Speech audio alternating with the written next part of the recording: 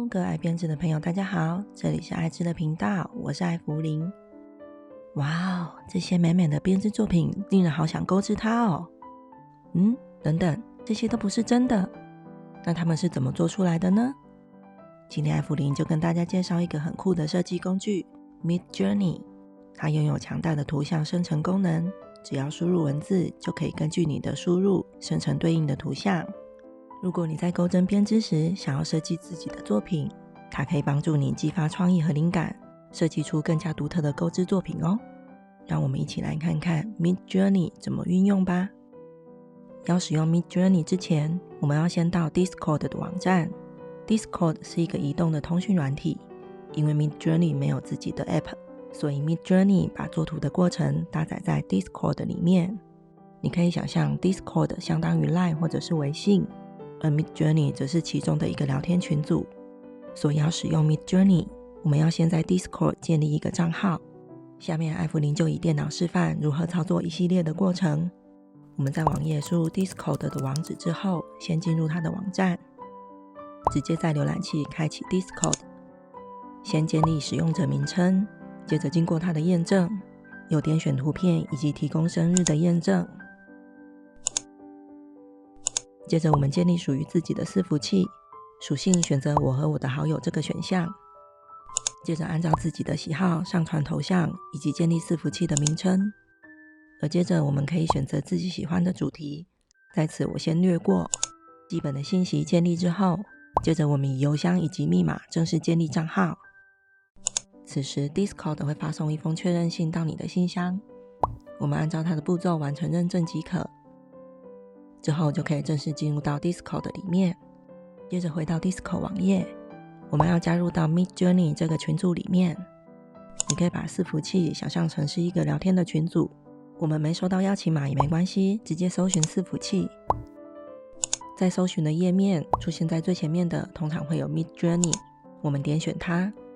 之后，我们的左边页面这一栏出现它的风帆标志，就表示我们已经在 Midjourney 这个群组里面了。而在 Midjourney 之下又有很多小群组，我们随意点选子群组底下的 Newbies 讨论串，在这些讨论串里面会有其他的成员在此输入指令，而 Midjourney 这个机器人会为它生成图片。此时如果我们要使用这个机器人，我们要先订阅它的方案。我们在最下面的这个输入栏下一个订阅的指令，输入斜线以及 Subscribe， 上方会出现指令名称，我们选择 Subscribe 这一项，借此它会跳出专属你的订阅连结，我们点选它之后，根据自己的需求选择订阅方案。这些方案在图片生成之后都可以进行商用。在完成订阅手续之后，我们就可以使用它啦。我们回到 Midjourney 的页面，你可以在 Newbies 这些子群组里面下达指令，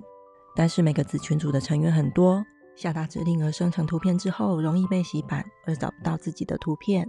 所以建议再次建立一个伺服器，再把这个机器人拉进来，而我们保留 Midjourney 的群组。之后我们也可以随时进入这个群组，看看别人都是怎么下指令的，借此观摩学习。再次建立一个伺服器之后，新增你的第一个应用程式，搜寻 Midjourney， 接着跳出一些选项，选择风帆标志的 Midjourney， 将它新增到我们再次建立的伺服器当中。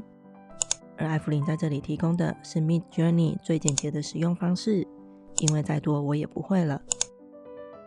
现在我们已经成功的把 Midjourney 机器人加到我自己的伺服器了，这里面没有其他的人。在使用之前，我们先做一些设定，在最底下的指令栏输入斜线 Settings， Journey 的版本改成最新版本第5版，它的图片生成结果比较细腻。接着我们就可以输入图片生成的指令，输入斜线之后直接选择 Imagine 这个指令，这是最多人使用的。接着我们在 Prompt 这个对话框里面输入任何你想要的图片描述，把想要的细节给予最简单的句子就可以。而因为是要生成钩织的作品，所以我们要生成的这个物品前面建议带着 crochet 这个字，接着按下 Enter 键， Midjourney 机器人就会开始帮我们生成图片。而生成时间看这个时段使用成员的多寡，不过通常在几分钟之内就可以完成。最激动人心的时刻来啦！我想要一个带有许多彩色的花朵以及祖母方格元素的托特包，来看看它为我们设计成什么样子的包包吧。哇哦，看起来还不错哦。我们可以点击这个图片放大来看看，每一次图像的生成都会有4张，它的顺序是这样的：1、2、3、4。我们点击空白的地方回到刚刚的网页，图片底下会有一些数字 U1 到 U4 以及 V1 到 V4。 U 的意思就是我们单独进行某一张图片的放大，而 V 的意思就是针对某一张图片进行它的变体，而这个按钮则是重新生成图片。比如我按下 U4 就是针对第4张照片进行放大，放大之后我们可以将它另存新档到我们的电脑里面。而如果是按下 V4， 那么就是针对第4张图片在一些小细节上进行不同的生成。我们可以透过指令以及这些按钮一直不断的尝试，直到出现启发我的设计为止。如果你已经从中获得设计的灵感，我们将它与自身的食物结合，搭配适合的针法，构制出属于你自己的独一无二的作品。赶快来尝试看看吧！艾芙琳很期待你的设计成果与作品哦。这一集的分享就到这边，感谢您的收看，我们下一集见哦，拜拜。